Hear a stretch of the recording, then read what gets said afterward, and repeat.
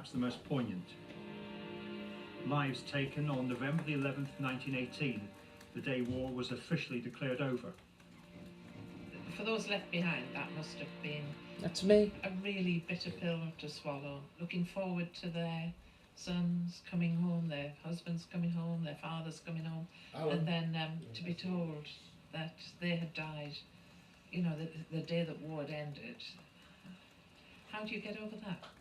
A particular sadness for her because the body of one of those soldiers lies in the churchyard in Great Leys. Against the wishes of his mother, who described him as a chesty boy, Louis Wright enlisted in the army in August 1918, but he never saw any action. He was admitted to hospital with severe bronchitis in the October, and although returning home briefly on leave, his health was failing, and he died from pneumonia in a military hospital in Sheerness on the very day the armistice was signed. Some of those Armistice Day deaths were the result of warfare, others illness, including the flu pandemic that affected 500 million people worldwide. In addition to Louis Wright, these were among the other soldiers from our region who died on November the 11th. Corporal Thomas Mays from Thorpe Market in Norfolk, he was 49. Sergeant William Bordley from Saxmundham in Suffolk, his age unknown. Private Walter Earl from Munsey in Norfolk, he was 18. Second Lieutenant Ernest Bean from Norwich, he was 24. And Private Ernest Field, also from Norwich, his age unknown.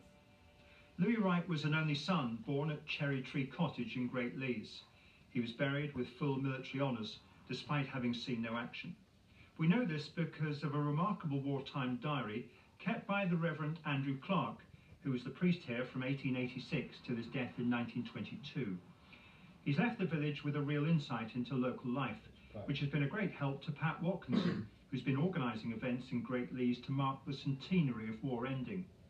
Although Andrew Clark's diary is now kept in the Bodleian Library in Oxford, Dr. James Munson's picked various accounts from it in his book Echoes of the Great War, a tribute to the Reverend Clark.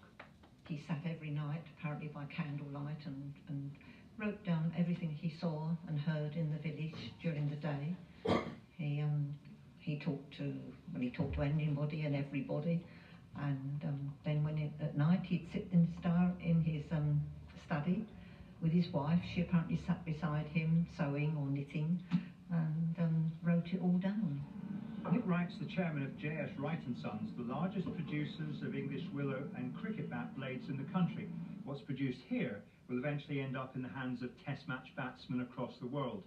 In 1894, the firm was founded by his grandfather, Jesse Samuel Wright, whose younger brother was Louis Wright's father. He was serving with the Essex Yeomanry in Belgium. Unfortunately, his father was unable to come home to his funeral because the telegram didn't reach him in time, so his father didn't attend his funeral, and his mother didn't attend the funeral because she had influenza. The names on the village war memorial are beginning to fade. The feeling is their deaths took a toll on the Reverend Clark. He would have baptised most of them. He would have watched them grow.